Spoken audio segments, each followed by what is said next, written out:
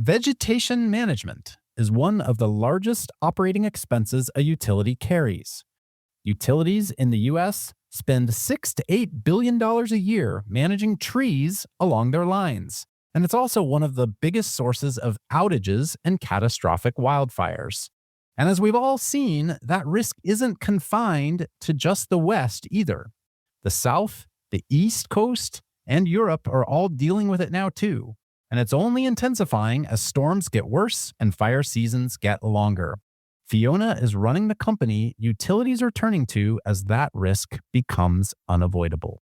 From MCJ, I'm Cody Sims, and this is Inevitable. Climate change is inevitable. It's already here. But so are the solutions shaping our future. Join us every week to learn from experts and entrepreneurs about the transition of energy and industry. Fiona, welcome to the show. Thank you so much, Cody. It's so great to see you. Well, this is a super full circle moment. You were reminiscing before we hit record about the chair you're sitting in and the room you're sitting in. And I'll let you tell the story, but super fun to get a chance to reconnect in this context. After you and I, my gosh, I think we first were working on user research around New York Times website users back in like 2004. So it's certainly been a minute. Absolutely. Yeah. 2004, it may even have been earlier than that. Might have been, yeah. We worked together on the early days of the New York Times website and always had such respect for you. So it was awesome to reconnect in the climate world. So yeah, I'm in North Carolina right now and sitting in the exact seat where I reconnected with you after, 16 years. I think it was that we were both in an MCJ webinar, I think it was, and I saw the name Cody Sims, and I was like, wait a second, I knew a Cody Sims, and I reached out to you, and then we had a call, and you were working at Techstars then, and we were talking about all the companies in the Techstars portfolio that had a climate angle, and Overstory was one of them, and Overstory had been on my list of companies that I had wanted to connect with. At the time, I knew I wanted to work in climate, but I didn't know where and with whom. So I was talking to a whole bunch of companies and was thrilled. And so you're responsible for it all. You're the reason that I am at Overstory because you connected me to Indra, the original CEO and co-founder. I will take zero credit because you're responsible for the path you've created for yourself. But so fun that you weren't yet at Overstory and I wasn't yet at MCJ the last time. We were both sitting in the exact chairs we're currently sitting in. Absolutely. Yeah. I think it was May of 2020, maybe. Probably. Yeah. We were all doing these weekend COVID era webinars learning about climate change. What a crazy time. This is actually my parents' house in North Carolina. And so I did that pandemic thing where I moved in with my parents for 3 months. People who listen to the show may not know this, but I actually record this show in a closet off my living room that I've now turned into a podcast studio. But I used to actually use it as a little office that I could shut the door on and get away from my family when I was on calls. And so quite literally, you and I are both in the exact same seats we were in quite different professional seats at the time. That is super, super cool. This is also the seat where I first talked to Indra and the place where I started to talk to him and his co-founder and partner, Anik, about seriously joining Overstory. And my daughter was standing outside the door and I opened the door. I didn't know she was listening. And she said, "We're moving to Amsterdam?" Surprise. Surprise. Yeah. And you've been in Amsterdam now for many years, I think. Coming up on 6 years in the fall. I moved there to join Overstory after having lived in New York for 21 years. Moved with my husband and 2 children who were 8 and 4 at the time. So yeah, I was employee number 10 at Overstory, joined as chief product officer. So back in those days, we had a bunch of models, but didn't really have a product yet. So I got to work on the first version of the product, which was super fun. Well, I want to dive right into the product itself. And I think to do that, may be important to set some context on the utility space at large. And one of the things that has always stuck with me is I remember one of the first times you and I chatted after you became an expert in this space and were running the company, we caught up and you shared a fact with me that sticks with me to this day, which is basically telling me that vegetation management is one of the single largest OpEx line items for utilities, that the average utility generates power, has poles and lines, and does tree trimming. That always really stuck with me. I'd love for you to maybe add a little context around that. Yeah, absolutely. So I think in the US, utilities spend between $6 and $8 billion a year managing the trees along their lines. So they are also big tree trimming companies. In most cases, they actually rely on contractors to do that, but it's often the largest line item in their operational budget. It's a huge source of outages. And unfortunately, some of the most catastrophic wildfires have come from the interaction of trees and or sparks coming off of the equipment and igniting dry grasses. So it's a real issue also when it comes to wildfire prevention. Maybe describe in that case what Overstory's offering is today and just bring us up to speed and up to date with how the company has evolved. Yeah, absolutely. So at a high level, we map a utility's whole network with satellite and aerial imagery in order to identify where trees could strike a line and where there are dry grasses or shrubs that could catch a spark, ignite, and spread into a catastrophic wildfire. And so we're then trying to give the utility specific things that they can do to reduce risk. So to make their actions really data-driven and to make it really clear where they can spend the time and money to have hopefully the biggest effect on eliminating risks, because that's what we're here to do. And this is both the risk of wildfires, but it's also the risk of power outages, which of course, in a world of a changing climate, power outages can mean lives lost, of course, has huge economic impact. So it's really the whole piece. And is wildfire the North Star at this point? Are you building products around wildfire management? Or would you say broadly the idea is helping them have a 360-degree view of their system overall? It's more the latter. So it's more resilience broadly. Now, wildfire is a huge piece of that, and it's a big focus of ours right now and has been a big focus for the last 12 months and will continue to be. But I would say, well, just to take a step back, we started in 2019. We were part of the TechStars program, which is, of course, how you got to know Overstory. And early on, we were really focused on understanding vegetation broadly. And so in the very early days, we weren't yet focused on electric utilities. We were, like many early stage startups, we were trying to get to product market fit, and we worked with some forestry companies, some railroad companies, NGOs. It wasn't until 2020 that we really narrowed that focus onto electric utilities, and we've been laser focused on them ever since. So that's our only focus, is really helping utilities prevent power outages and wildfires. So it started with that very specific trees along power lines. And now our goal is to be the one-stop shop resilience platform where we are allowing utilities to have a network-wide view of all the different risks and how they intersect, because that's a big problem right now. There's a real siloed understanding of all the risks. And of course, that's not life. That's not how it actually works in the real world. It's a combination of the health of the asset and the potential fuels around that asset that lead to what could potentially happen. So it's a broader focus now. How have they historically managed that problem? Well, I think very much in silos. So you have the vegetation management department, which is doing their thing and trimming the trees. And then you have the departments that are focused on assets. Sometimes you have a separate wildfire department.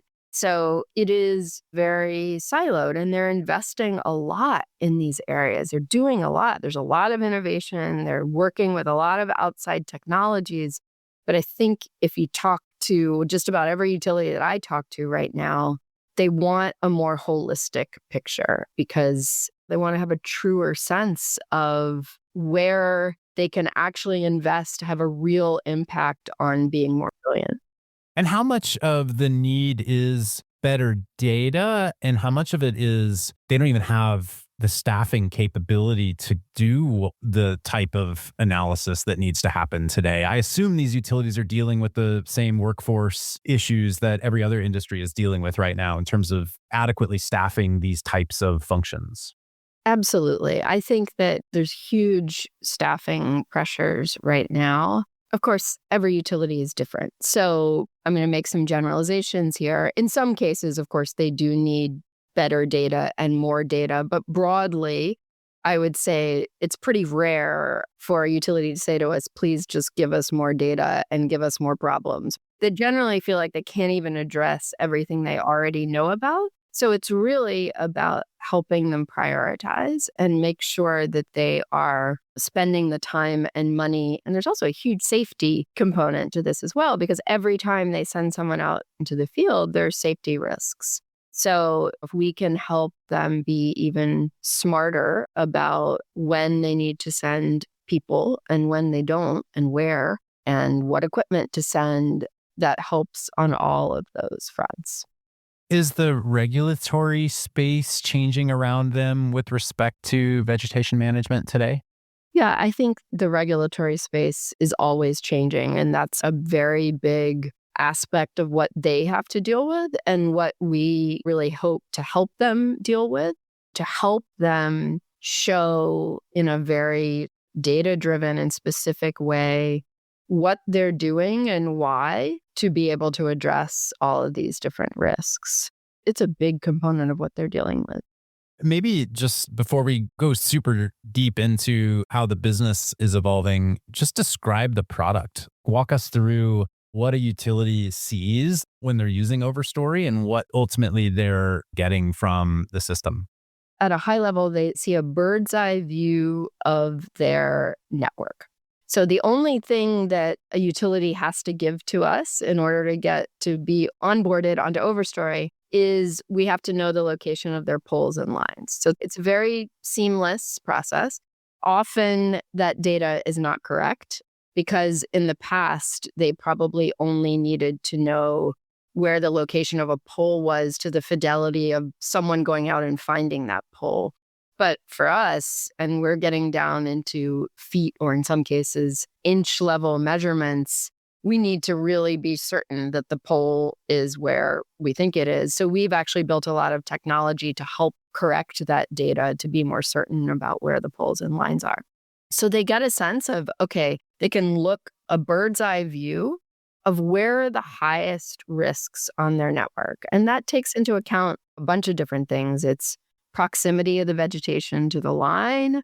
It is also where there are a bunch of unhealthy trees. It can also take into account historically where there have been outages. For customers that are really concerned about wildfire, we're also looking at the intersection of asset health and the potential fuels around those assets and how they could ignite. So it really depends on what is the problem that the utility is trying to solve. That depends on what their view in the product is going to be. And then we spend a lot of time listening to our customers and understanding what their sense of risk is. And so they really define the risk matrix and what's going to be high priority, what's going to be low priority. And then we run a series of models that determine where the risks are. Of course, the height, location, the health, and in some case, the species of every tree on their network. And from that, we recommend actions within the product that they could do to go out and reduce those risks. And where do you get the data? Where does that data come from? So the data that we acquire is the remote sensing data. So we have a bunch of partners who we're getting satellite data from, and we also use aerial data. And so in the early days, we basically had one or two sources. Now we have many, many sources of those data, which allows us to get that data quickly, to process it fast, and also in a more cost-effective way. So that's the remote sensing data that we acquire. And then, of course, we are getting more and more data from our customers as well about where the outages have occurred, and other types of data that helps to make our recommendations even more useful to them. How have technology changes in the last few years, particularly around computer vision and AI, changed what you've been able to offer?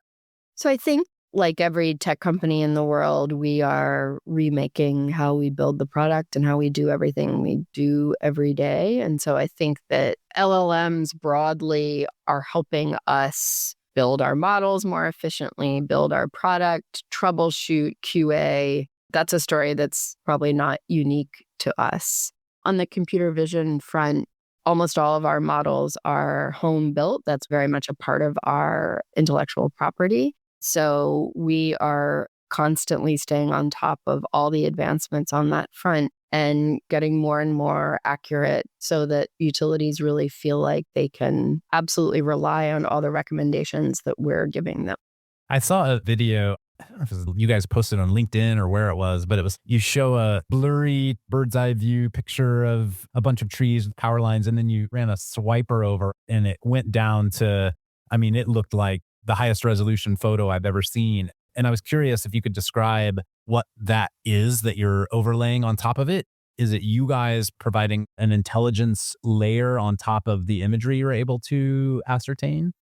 Yeah, I don't know exactly what you're talking about, but I think the LinkedIn post you're talking about is probably relating to our fuel detection model, which is very high fidelity and the first on the market at that degree of resolution, which really, when you're talking about fuels and the likelihood of a spark turning into a wildfire ignition, you really need to have a high degree of fidelity and high resolution imagery in order to be able to make the recommendations that you need to make. And so I think in that case, that's what that was about, is sort of showing we can really get down to the level of understanding the different fuels that might be under the line in this case. And on the wildfire side, in that regard, how much of your customer use is long-term preventative maintenance? And as we saw here where I live in Los Angeles with the Palisades fire last year, there was quite a bit of, oh my gosh, within the next week, we know there's going to be this major wind event. And is there some last minute work we need to do to navigate specific impacts of what we expect from this specific event? It's really both. I would say in the near term, we do have some customers who are using Overstory to determine whether and when they should do a what's known as a PSPS, a public safety power shutoff. So that's one near term way. I would say in most cases, it's not absolutely right now once there's a red flag warning. It's more about what to do in the future, but utilities are using it in both cases. I guess the PSPS, as you refer to it, I hadn't heard that term before, would be, oh, shoot, we didn't get these lines trimmed, even though we probably knew we should have. And so we probably need to shut things down for now. Is that how that would work? Well, I don't want to make it sound like a PSPS. Public safety power shutoff is a failure in any sense, because that's not necessarily. Sometimes it's just that the conditions are so bad in terms of wind and the dryness that it's simply the most responsible thing to do. And listen, utilities, their entire way of operating is to keep the power on. So you can imagine if they are considering turning the power off, that things are pretty bad. And that's a big area of focus, is putting together these programs of really understanding when they need to turn the power off and not. So that's just one area that we've seen our customers using Overstory. How do they use Overstory in the broader suite of solutions they use in this space? Whether it's drones, whether it's truck rolls, whether it's dynamic line rating technologies. If I'm a utility executive today and I'm building my portfolio of grid intelligence, how am I thinking about constructing it? So broadly, we are in the realm of prevention. So there's a bunch of technology, really interesting technology that happens either after the spark in the wildfire realm, after the spark, or after the wildfire has actually started. But we are all in the prevention space and lane. And so I think where they're thinking about us, and as I said a little while ago, I think there's clearly signals that they want to bring more together. So things feel too segmented. But where they're looking to Overstory is they're thinking about, okay, how do I make sure that where I'm spending all this money to try to prevent power outages and wildfires, how do I make sure that it's actually having an impact and that I'm not spinning my wheels on things that are not actually where the biggest risks are? So broadly, that's where we come in, is how do they make sure that the work that they're prescribing is the right work at the right time and that it's done in the most efficient way. Largely, that has been in the vegetation realm. It's starting to be more broadly into asset health and other areas as well, just broadly in the whole realm of resilience and also, of course, anything in the realm of wildfire mitigation. What have you learned now, multiple years in, about selling into utilities? Take this as a moment to be the wise sage who can share both with other startup CEOs about what you've learned and what maybe they might want to take as advice. But also, hopefully, quite a few utility executives are listening to this episode as well. And maybe what advice you could give them about the sales process and how you have navigated it. Use this as your bully pulpit to share a little bit about your learnings. And also investors as well. Many investors who think, oh, utilities, that sounds hard. I don't want to do that. At least a few years ago, when I would be talking to investors and say that we sell exclusively into utilities, and sometimes see the blood come out of things.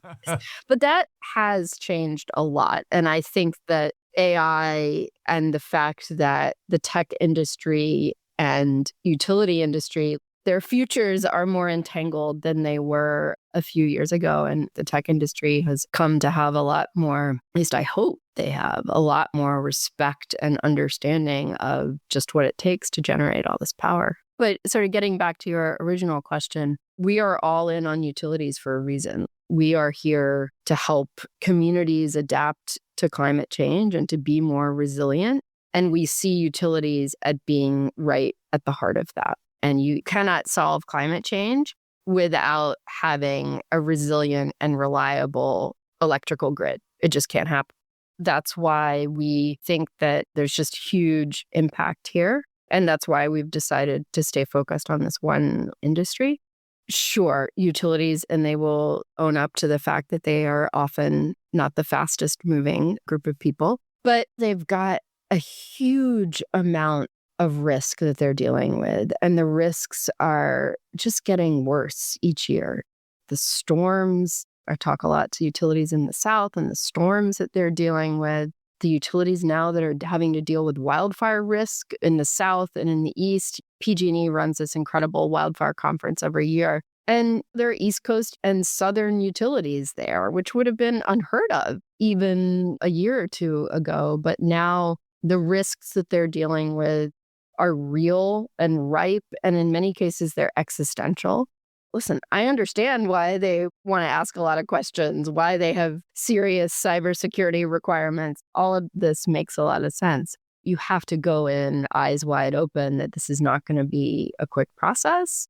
And that's why, we've focused a lot on the partnership side and why building that trust, really understanding their pain and what they're trying to accomplish is key. If you go in and just with a bit of a cowboy attitude and say, okay, we can get this done in a month or two without actually really building those relationships, then it's not going to work. So that's the approach we've taken. Anything you've learned about how to structure an initial engagement, how to navigate pilots, contracts that you think works broadly? You don't need to unveil any Overstory secret sauce, but things that you think are the right shape for this industry and this customer segment. Well, I would say, especially in the US and Canada, where utilities are not competing with each other, that word of mouth recommendation matters a ton. So that's why your reputation matters a ton. And so we often, when we're talking to a new prospect, we will try to connect them with one of our existing customers as quickly as possible. And in some cases, they'll get on a call. And that, of course, is the best for us. To have our customers speaking on our behalf is the best. And so I would say that's one thing that we focus on a lot.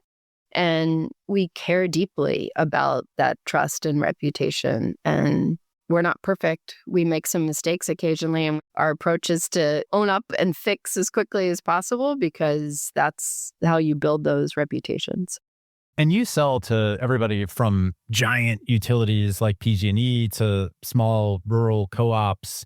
Have you found that it's the same product you're selling to each of these customers, or do you need to build different products depending on the customer type that you're going after?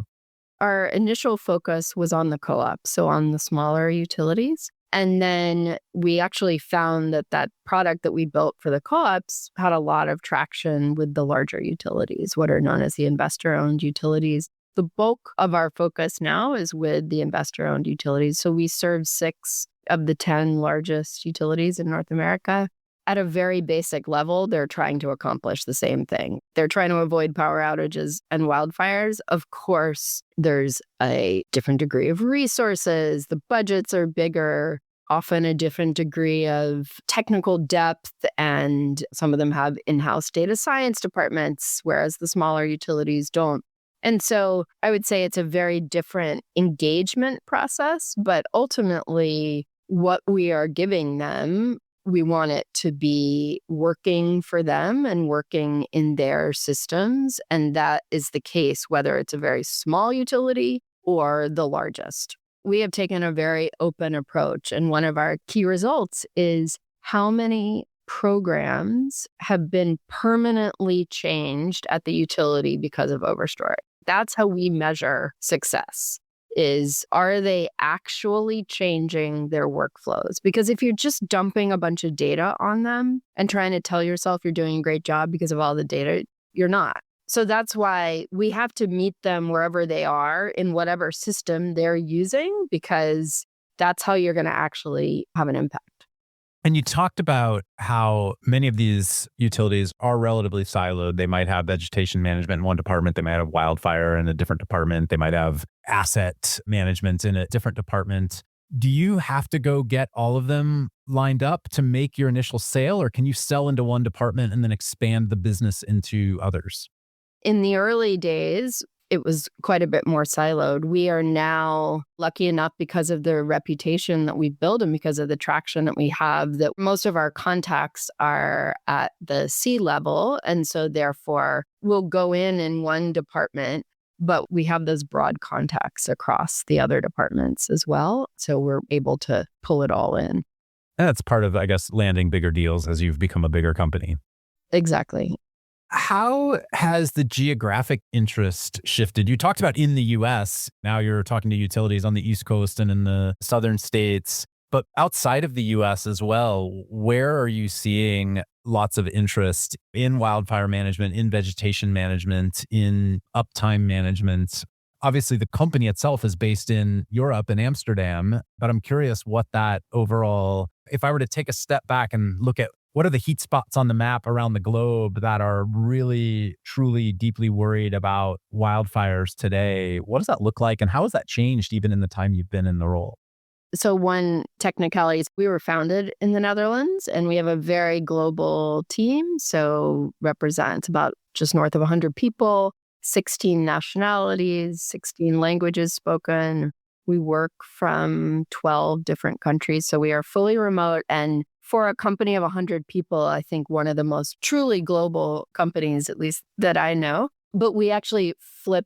We are now a US company. We have a Dutch subsidiary now. So that's the technicality. But to answer your question, I mean, one of our superpowers has been our focus. So we have really stayed focused on the US and Canada because honestly, we've just had so much momentum and it would sort of be irresponsible to shift that focus. But that is changing and you're going to see us be looking into other areas more seriously. I think what has happened in Europe this summer with the heat wave, it is a very, very big deal, especially what France has gone through. The wildfires right now in France, what the horrible tragedy that happened in Spain a few weeks ago with many lives lost.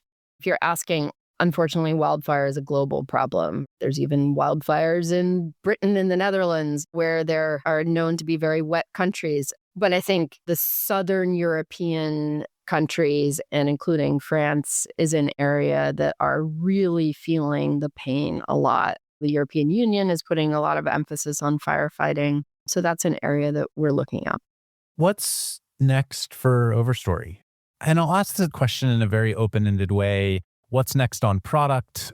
But also, you've navigated a lot of change in the organization over the last 2 years or so. Some of it very hard, I'm sure, for the company to manage. Maybe reflect a little on that and then talk about what's next for the business. You laid out this incredible global company that's got a fully remote workforce. How has the company evolved and where do you feel like you're going?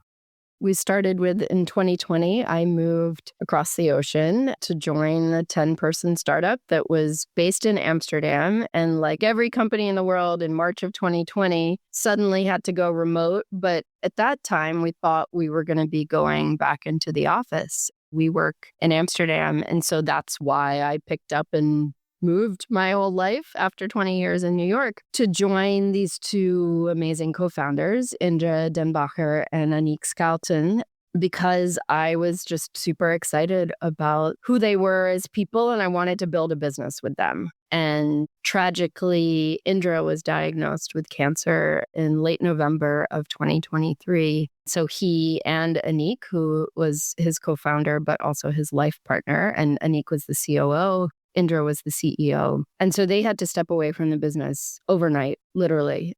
So I stepped in as CEO then. Tragically, we lost Indra in October of 2024 at the age of 35, which is just unimaginable. And they are and were very close friends of mine. I feel close to their families.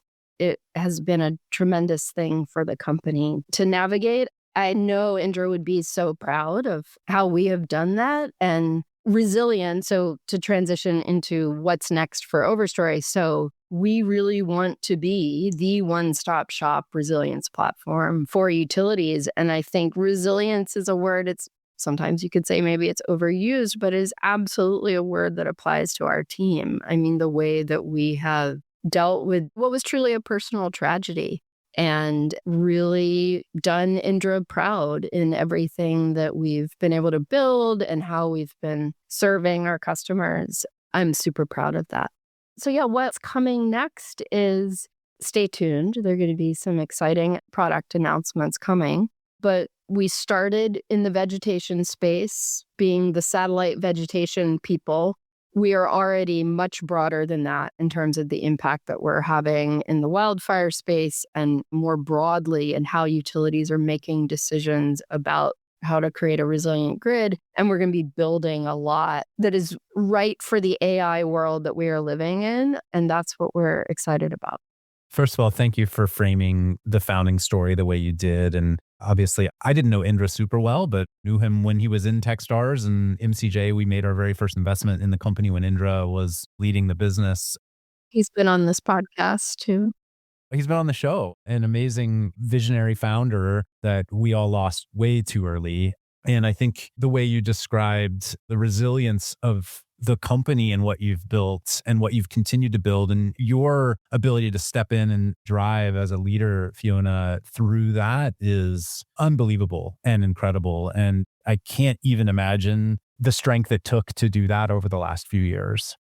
Well, thank you. I keep a picture of him next to the shelf where I work back in my office in Amsterdam and think about him a lot and all the amazing decisions that he made with Aniek in the early days. And so much of that focus, that positivity, that really caring deeply about customers, caring deeply about the mission, all of that is very much a part of what Overstory is. And so I've been proud to carry that forward. Also, Indra had an incredibly wonderful sense of humor, a biting sense of humor. And I think it's very important to laugh. Building companies is hard and this work is hard. And so I try to remember to laugh a lot. I think that's really important.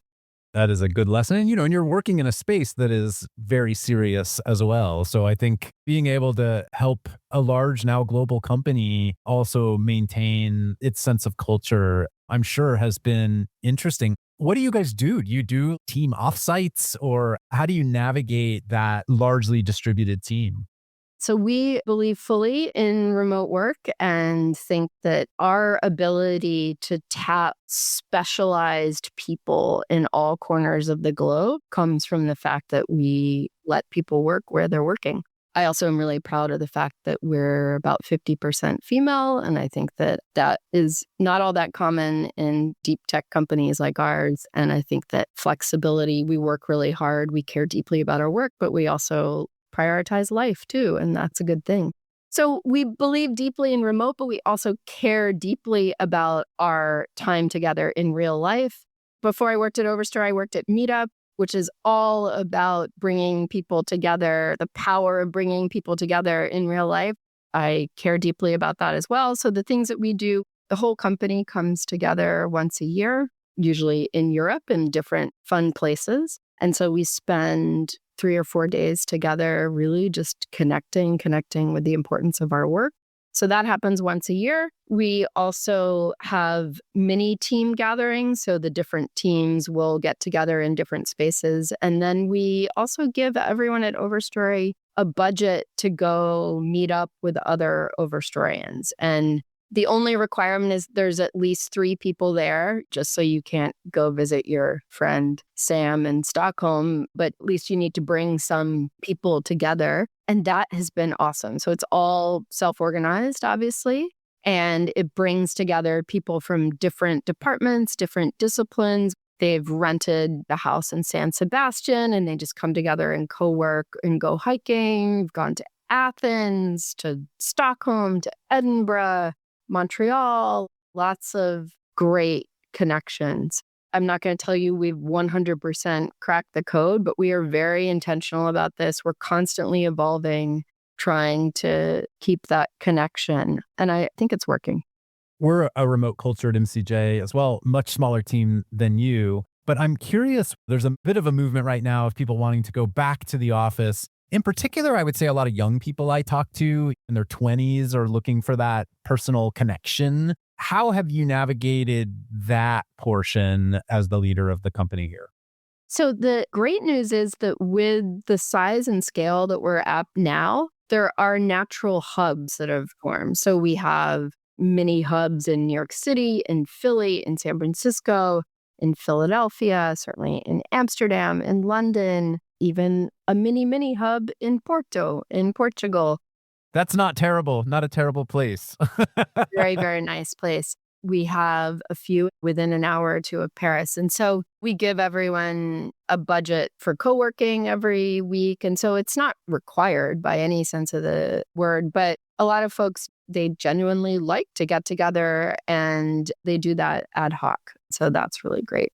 It all depends on people's personal circumstances, but we really try to lean in on both. Do all the remote best practices, but yet also really make time for that in-person connection because, of course, there's nothing like it. We at MCJ are proud to be 3-time investors in Overstory. Maybe trace a bit about the financing history of the business and how you have envisioned continuing to grow the company beyond that.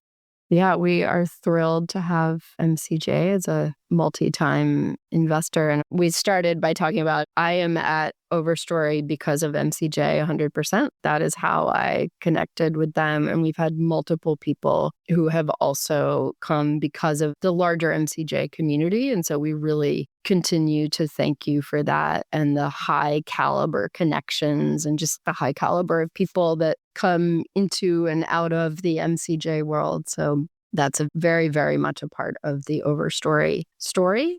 So one of our earliest investors were Techstars. Hugo August, who was with Techstars, led that early investment. And then he is now a partner at Sumapa Next, which has also been an early investor in Overstory.